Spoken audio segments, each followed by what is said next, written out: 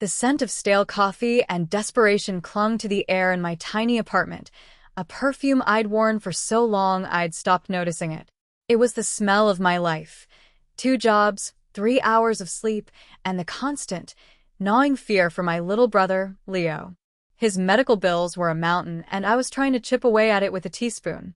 The rain outside was relentless, beating against the cheap glass of my window like a fist, each drop a punctuation mark on my failure. I was tracing the rim of a cold mug when the knock came. Not a friendly rap, not the timid tap of a neighbor, but a solid, authoritative thud that vibrated through the floorboards and up my spine. I wasn't expecting anyone.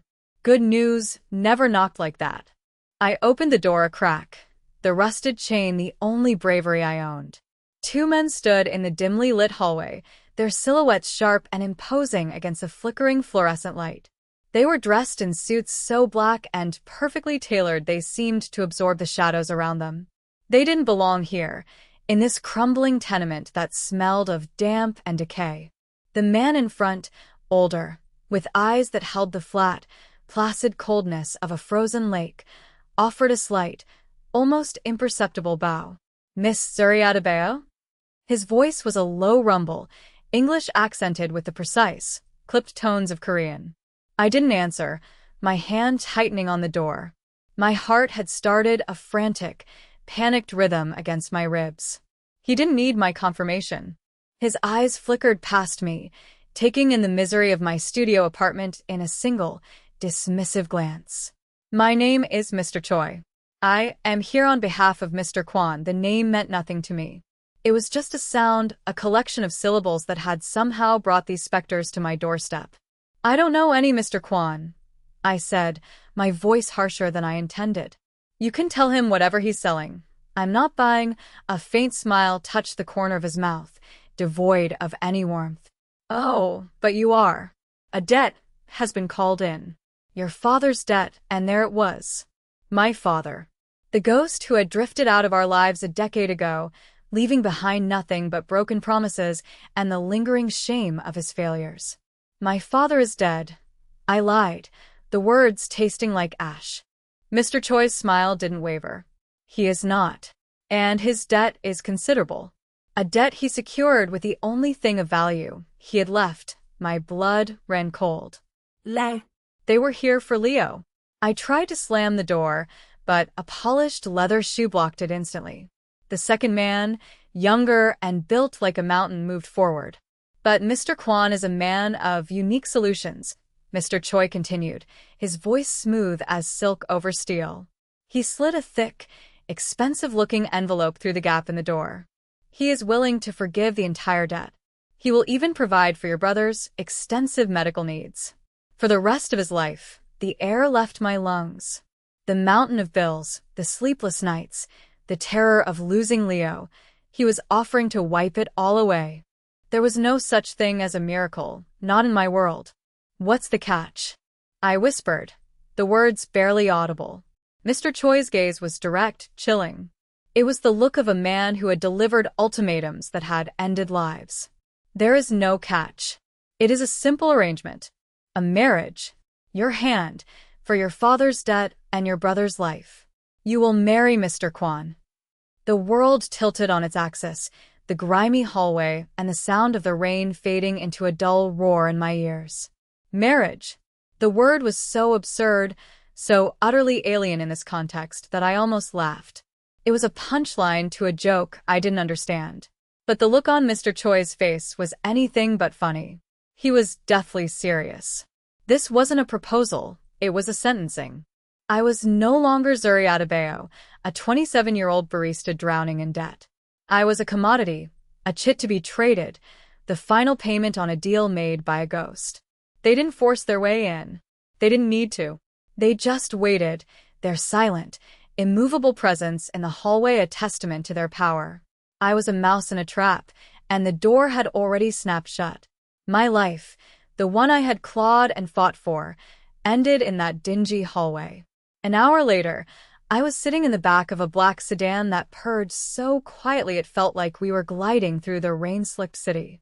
The leather seats were cool against my skin, a stark contrast to the threadbare fabric of my only good coat. I had packed a small bag with shaking hands, throwing in a few changes of clothes, a worn copy of a book Leo loved, and a framed picture of our mother. It felt like packing for my own execution.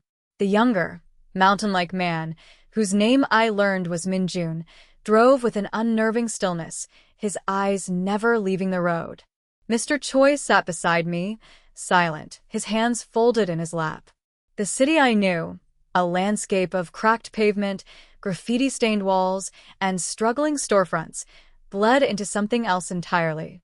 We crossed a bridge, and the world transformed. The buildings grew taller, sleeker, their glass and steel facades glittering like jewels in the night. This was a city I only ever saw in magazines, a world of wealth and power so far removed from my own it might as well have been on another planet. The car finally slid to a stop before a monolithic tower of black glass that pierced the clouds. A private entrance, of course. We were ushered into an elevator that moved with silent, breathtaking speed. My ears popped as we ascended, the city lights shrinking into a brilliant, sprawling tapestry below. The doors opened directly into a penthouse. It wasn't an apartment, it was a void. A cavernous space of polished marble floors, floor-to-ceiling windows, and minimalist furniture that probably cost more than my entire building. And standing there, his back to us as he stared out at the storm-lashed city, was a man. He turned slowly, and the air crackled with an intensity that made the hair on my arms stand up. This had to be him. Kwon Ji-young.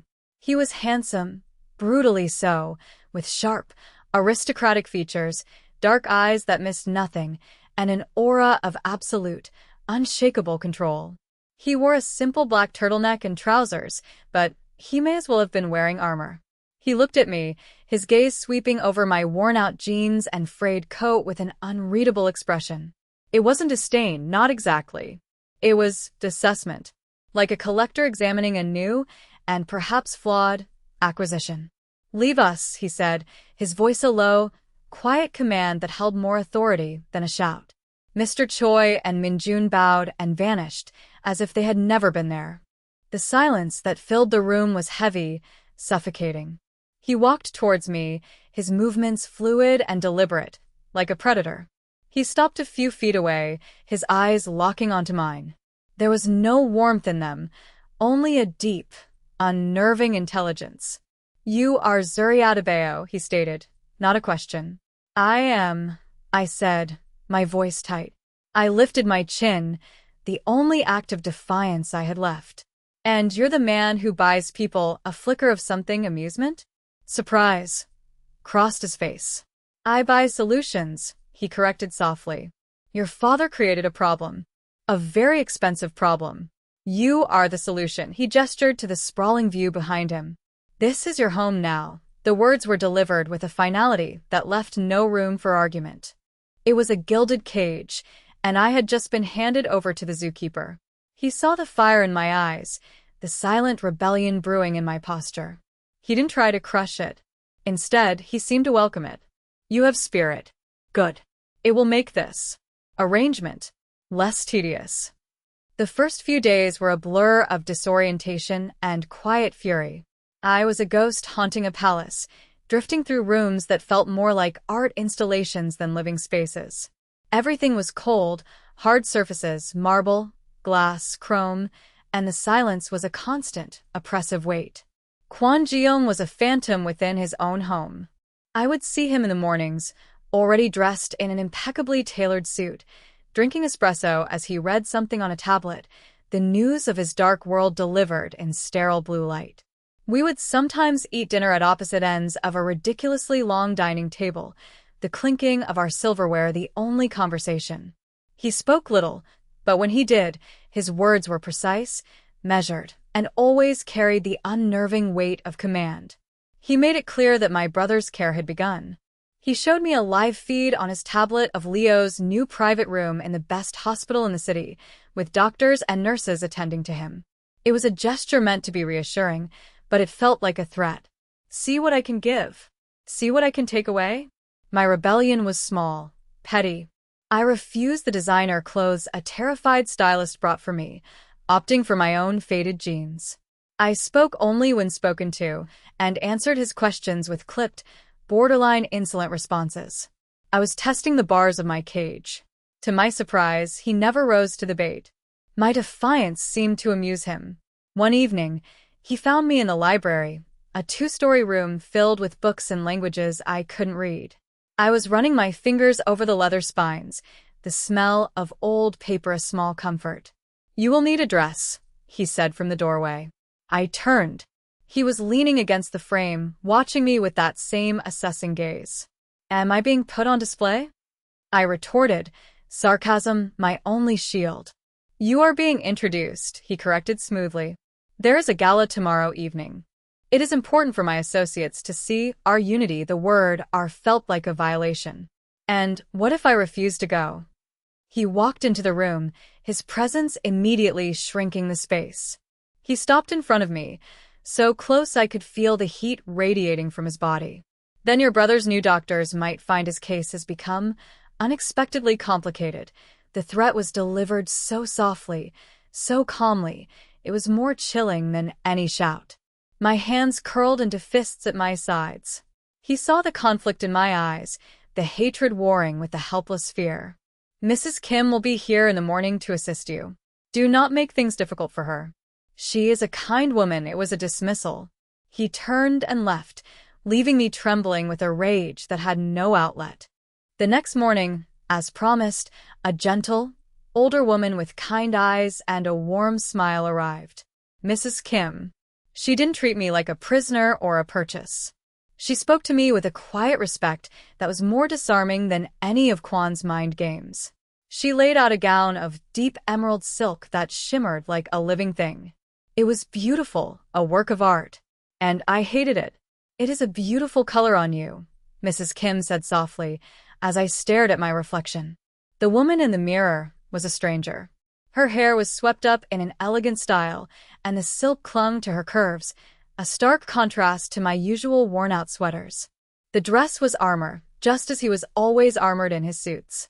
It was a costume for the role he expected me to play. Mrs. Kim fastened a delicate necklace of diamonds and emeralds around my neck. The stones were cold against my skin. "Mr. Kwan chose this himself," she offered, a hint of something unreadable in her voice. Was it pride? Warning? I didn't know. I looked at the stranger in the mirror and felt a wave of despair wash over me. I was being remade, polished, and prepared for presentation. I was no longer Zuri. I was becoming an accessory, a beautiful, silent symbol of Kwon Ji-young's power. And the worst part? A small, treacherous part of me was captivated by the woman I saw in the reflection, a woman of elegance and strength I never knew could exist. The gala was held in a ballroom that looked like it had been carved from crystal and gold. Chandeliers the size of cars dripped diamonds of light from the ceiling, and the air buzzed with the low hum of money and power. Men in tailored tuxedos and women in glittering gowns moved through the space like exotic fish in a gilded tank, their laughter sharp and brittle. Walking in on Kwan's arm felt like stepping onto a stage for a play I hadn't rehearsed. His hand rested on the small of my back, a gesture that looked possessive and proprietary to the outside world, but to me, it was a brand, a clear mark of ownership. Every eye in the room turned to us. Whispers followed in our wake, a rustling of silk and speculation. I could feel their gazes on me, curious, envious, and in some cases, openly hostile. They weren't just looking at me. They were dissecting me, trying to figure out who this unknown black woman was and why the untouchable Kwon Ji-young had her on his arm. I held my head high, channeling every ounce of defiance I had into a mask of cool indifference. If I was going to be a prop, I would be the most difficult, unmovable prop he had ever dealt with. Kwon navigated the room with an effortless grace, nodding to some, shaking hands with others. He introduced me simply as my fiancé, Zuri. The word felt like a lie in my mouth when I had to murmur polite greetings. He never let go of me, his touch a constant, unnerving reminder of my situation. We were approached by a man with silver hair and a cruel slash of a mouth, his eyes lingering on me for a moment too long. "This must be the rival."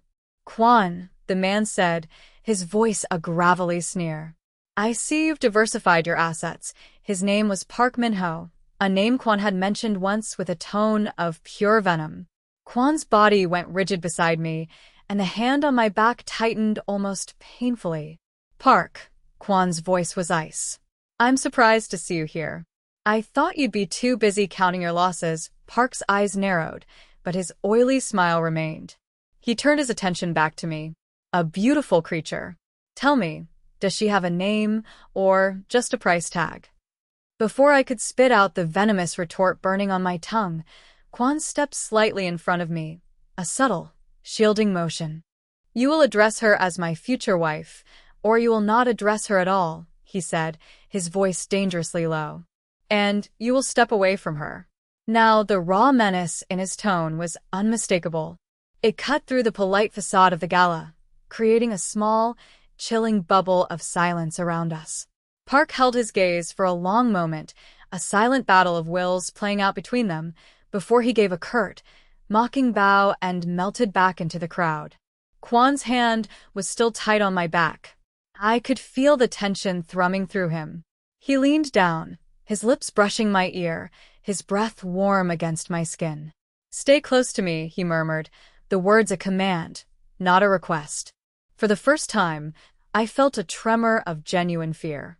This wasn't just about business deals and forged alliances.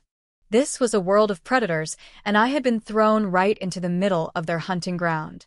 Later, he was pulled away by a group of older men, leaving me with Min-jun, his silent mountain of a bodyguard, standing a few feet away. I found a quiet corner near a balcony, needing a moment to breathe. A woman with a kind face and elegantly styled gray hair approached me. "You must be Zuri," she said, her smile genuine. "I am Mrs. Lee, a friend of the family." She was the first person to speak to me without a hidden agenda in her eyes.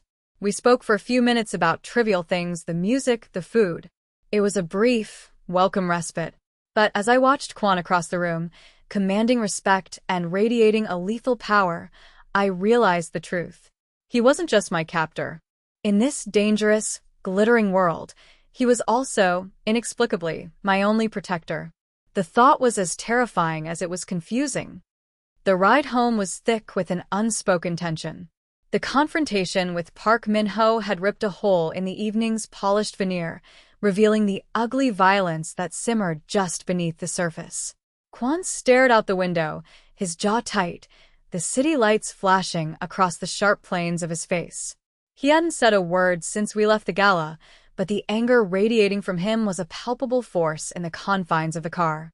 I, on the other hand, was vibrating with a different energy, a cocktail of adrenaline, fear, and a confusing surge of something I couldn't name. Seeing him defend me, shielding me from Park's vile insinuation, had stirred something unwelcome inside me. It was a crack in my armor of pure hatred. We lived in a city where danger lurked in plain sight, but the journey to the underground garage beneath the penthouse was supposed to be a transition back to the sterile safety of the cage. It wasn't. As our car turned the final corner into the private parking area, another vehicle, a black van with tinted windows, screeched out from a side tunnel, ramming into our driver's side with a deafening crunch of metal and shattering glass. The impact threw me against Kwon, my head hitting the window. The world spun, stars exploding behind my eyes. Min-jun, who had been driving, was already barking into a comms unit, his voice sharp with urgency, even as he drew a weapon from inside his jacket. Kwon reacted with chilling speed. In one fluid motion, he shoved me down onto the floor of the car, his body covering mine like a shield. "Stay down," he snarled, the command a guttural roar. The rear doors of the van flew open, and men clad in black, their faces obscured by ski masks, began to pour out, assault rifles raised. The parking garage erupted into a war zone.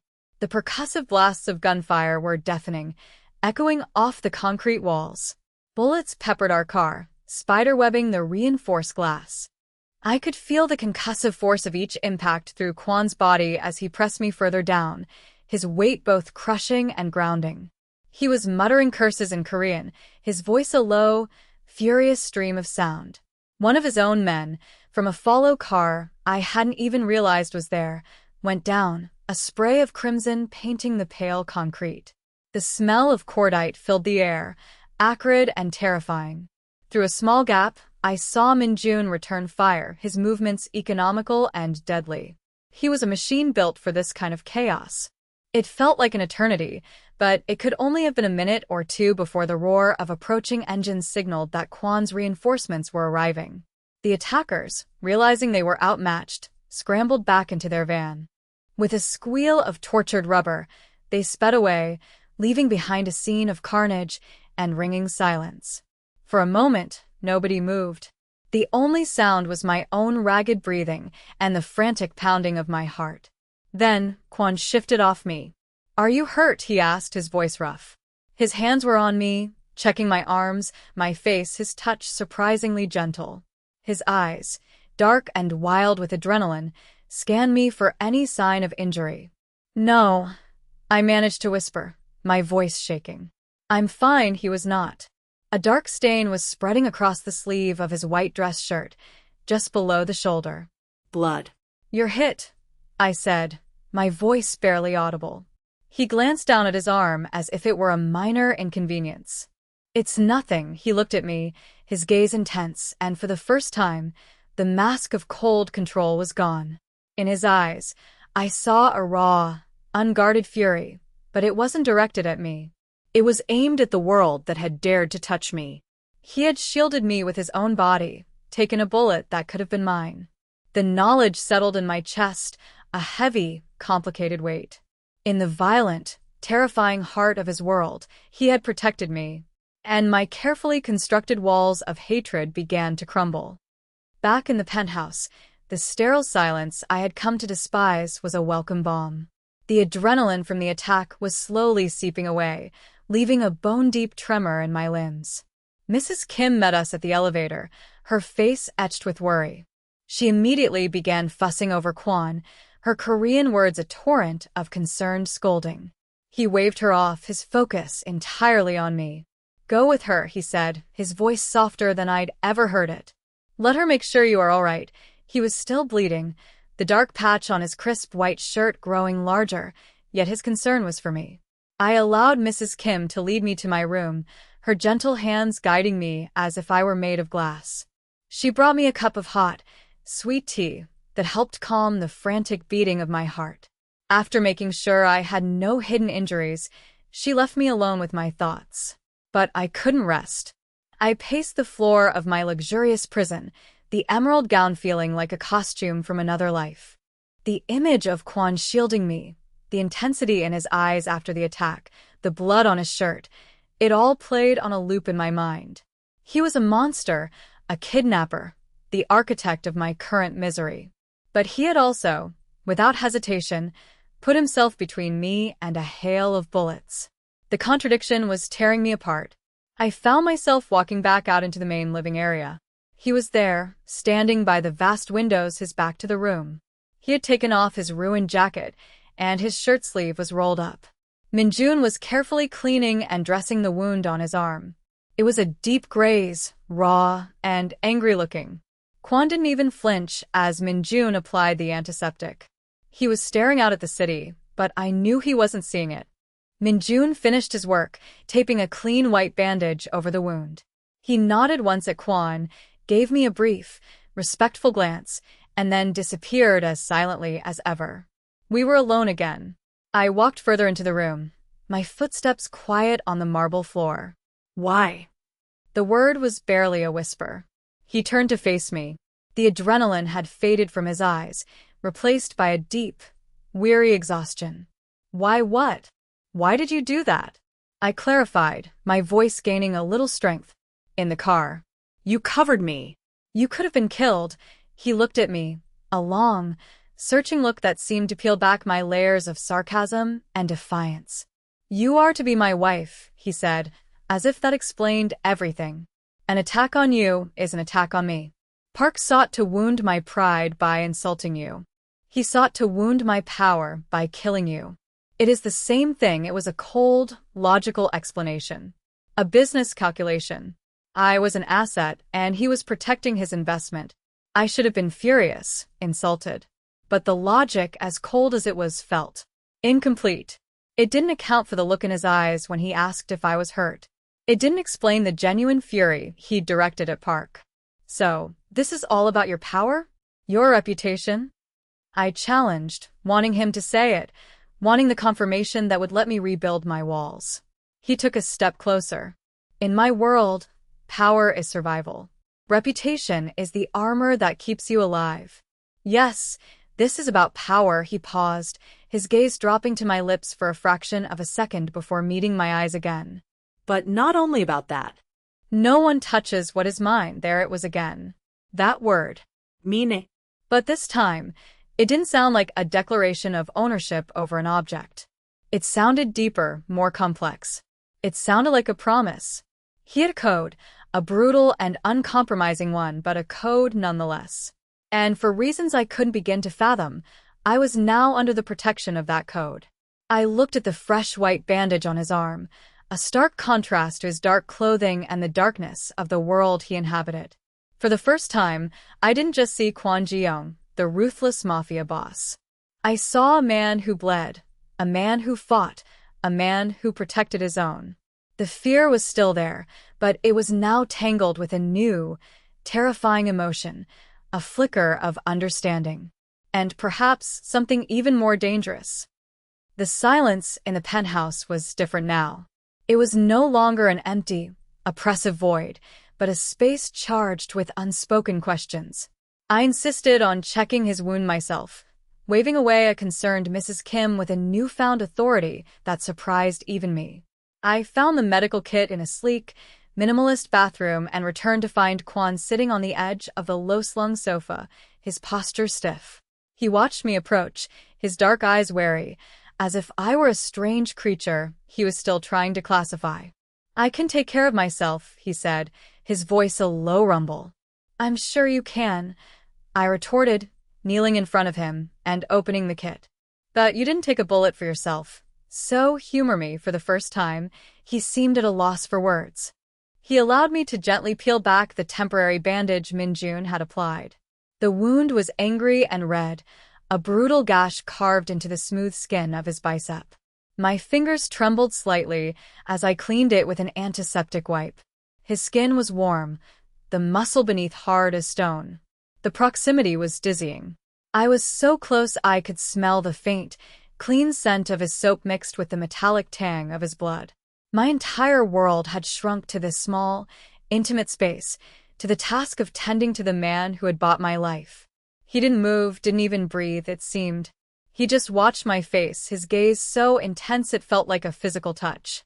I was aware of everything. The way a strand of my hair fell across my cheek, the slight tremor in my hands, the frantic beat of my own heart. This was more intimate than any conversation we'd had, more revealing than any threat or command. It was a silent negotiation, a redrawing of the lines between us. When I finished applying a fresh, sterile dressing, my hands lingered for a moment on his arm. I looked up and found his eyes already on me. The exhaustion was still there, but it was mingled with something else, something raw and vulnerable that he quickly masked. "Thank you," he said, the words quiet and gruff, as if they were foreign to his tongue. I simply nodded, unable to speak, and began packing away the medical supplies. I had spent weeks building a fortress of hatred around my heart, and in the space of a few hours, he had breached its walls not with force, but with a single act of selfless protection.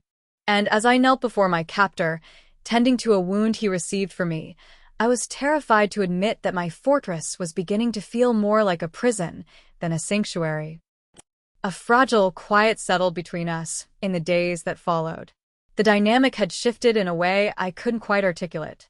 He was still the powerful, controlling man who owned my father's debt, but the roles of captor and captive had become blurred. He started seeking me out, not to issue commands, but to talk. He would find me in the library and ask my opinion on a news article, or sit with me on the balcony in the evenings, a comfortable silence stretching between us, as the city lit up below. It was during one of those evenings that he finally offered a piece of the puzzle that was my life. "You deserve to know about your father," he said, his voice devoid of its usual hard edge. He told me a story not of a simple gambler or a deadbeat, but of a desperate man. My father, it turned out, had been a brilliant software engineer who had gotten entangled with Kwan's predecessor, the former head of the syndicate. He hadn't borrowed money for himself. He'd borrowed it to pay for a revolutionary medical treatment for my mother when she first got sick. But the treatment failed, and the debt remained, compounding with an impossible interest rate. My father had tried to run, to disappear, to protect us from the fallout, but the syndicate's reach was absolute. "The debt became mine when I took control," Kwan explained, his eyes fixed on the distant horizon. "It was a loose end. Park Min-ho's family were allies of my predecessor. He seized this debt and you as a way to challenge my authority, to reclaim what he believes is his. He then told me about the attack. It was too precise. Park knew their route, their timing. "There is a traitor in my organization," he stated, his voice turning to ice. "Someone close. They are feeding him information." He turned to look at me, and the full weight of his gaze fell upon me. "I am telling you this not only so you understand the danger, but because the traitor knows about you. They know you are my weakness." The word hung in the air between us, charged and dangerous. He was confiding in me, trusting me with information that could get him killed. I was no longer just an asset or a solution. I was a part of the equation, a player in his deadly game, whether I wanted to be or not. A storm of emotions churned within me, lingering anger at my father for his secrets, pity for his impossible situation, and a chilling fear of the enemies who now saw me as a target. But beneath it all was a startling new feeling, a sense of belonging. In this violent, opulent world, I was inexplicably bound to this dangerous man, and for the first time, it felt less like a chain and more like a lifeline. The penthouse, my gilded cage, had a secret. A door I had always assumed led to a storage closet actually opened onto a glass-enclosed garden, a lush, humid sanctuary suspended 50 stories in the air. It was a riot of green, filled with exotic flowers I didn't recognize and the gentle sound of a small, recirculating waterfall. It was a piece of life and chaos in a home dedicated to order and control. I found Kwan there one afternoon, standing amidst the ferns, the bandage on his arm a stark white against the vibrant green. He was looking at a single, perfect white orchid, his usual armor of control seemingly left at the door. I walked in quietly, and he turned, a flicker of surprise in his eyes that quickly softened. "My mother created this garden," he said, his voice softer than I'd ever heard it. "She said every man, no matter how powerful, needs a place where things can grow without his permission." It was the most personal thing he had ever revealed. We stood in a comfortable silence for a long time, just breathing in the warm, earthy air. "Tell me about Leo," he said suddenly, turning to face me. The question was so unexpected, so normal, it caught me off guard. And so I talked. I told him about my little brother, about his wicked sense of humor, his obsession with comic books, his fierce, unwavering bravery in the face of so much pain. I spoke of our life before, the struggle, yes, but also the small moments of joy, the way we had learned to rely on each other for everything. A smile touched my lips as I spoke, a genuine, unforced smile, and I saw an answering softness in his eyes. He listened patiently, intently, as if my words were the most important intelligence he could gather. When I finished, a lump had formed in my throat. "He sounds like a warrior," Kwan said quietly. Then he did something that shattered the last of my defenses. He reached out and gently brushed a stray tear from my cheek with his thumb. His touch was electric, a spark that ignited a fire deep within me. The air grew thick, heavy with unspoken things. All the anger, the fear, the resentment, the reluctant gratitude, the terrifying attraction, it all coalesced in this single moment. He leaned in slowly, giving me every opportunity to pull away. I didn't. When his lips met mine, it wasn't a kiss of possession or control. It was a question, a plea. It was tentative at first, then deepened as I responded, my hands coming up to cup his face. It was a kiss that tasted of desperation and relief, of two broken, lonely souls finding an anchor in a storm. In that secret garden, surrounded by life, I surrendered. I kissed my captor, my protector, my enemy, my savior. And I knew, with a terrifying certainty, that my life would never be the same. The kiss changed everything.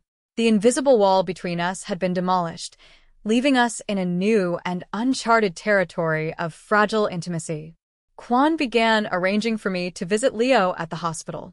These visits were my lifeline, a precious dose of normalcy in my surreal existence. I would sit by Leo's bed for hours, reading to him and holding his hand, his small smiles a balm to my soul. Kwon always had Min-jun and another guard wait outside, a constant reminder of the ever-present danger. It was during my third visit that my world imploded. I was laughing at one of Leo's jokes when a nurse I hadn't seen before came in. She had a kind, matronly face and said it was time for a new four-line. It was routine. I stepped into the hallway to give them space. Min-jun was there, stone-faced as always. The other guard was at the end of the hall.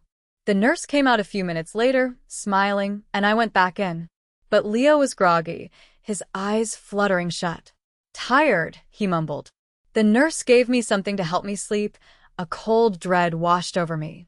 I raced back into the hall, but the nurse was gone. Min-jun's phone buzzed, and he answered, his face instantly hardening. He spoke in rapid-fire Korean, then looked at me, his eyes filled with an emotion I had never seen from him before. Pure alarm. "We have to go." Now, before I could process what was happening, my own phone rang. It was an unknown number.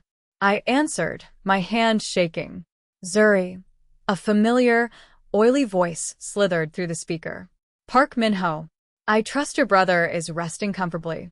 The sedative is quite effective, but the antidote is rather difficult to procure." My blood turned to ice. "What did you do?" I choked out. "I've simply taken out an insurance policy," he purred. "Kwon Ji-young has something of mine." You. I wanted to know how it feels to have what he values most threatened. "There is a car waiting at the main entrance. You will get in it. If you are not in that car in 5 minutes, if you so much as speak to your guards, your brother's heart will simply stop. The choice is yours." The line went dead. I looked at Min-jun, whose hand was already on his weapon. He knew something was terribly wrong. My mind was screaming. It was a trap. A blatant, obvious trap. But the image of Leo, so small and fragile in that big hospital bed, flashed in my mind. Park had found my weakness, and he was squeezing with all his might. Ilukta Minyon, Malayel, silent protector. And I knew I had to betray his trust to save my brother. "I need some air," I said, my voice a strangled whisper. "I'll be right back." I turned and walked away from him, each step an act of sheer will. I didn't run.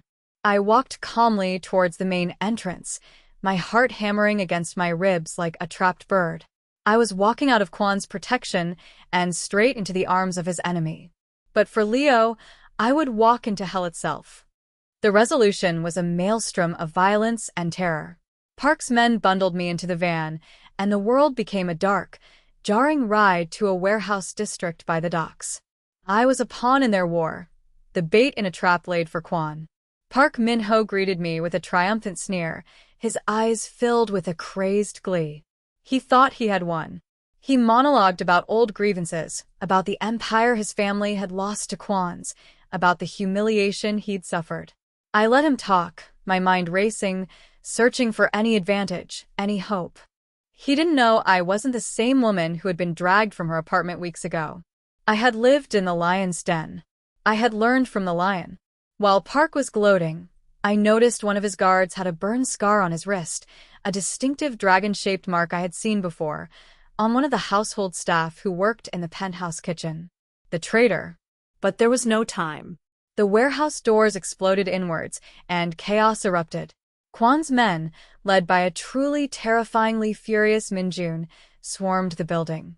The ensuing firefight was a symphony of destruction. And then I saw him.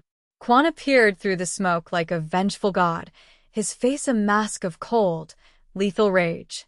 His eyes found mine across the room, and in that instant, I knew this wasn't about business or power. This was personal. The final confrontation was brutal and swift. Kwon and Park, two kings of the underworld, finally met. It wasn't a prolonged fight. It was an execution.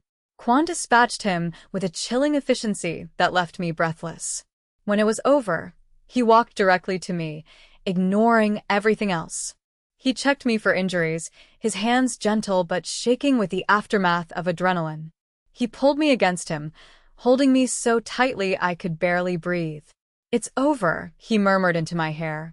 "You're safe." And in his arms, surrounded by carnage, I had never felt safer.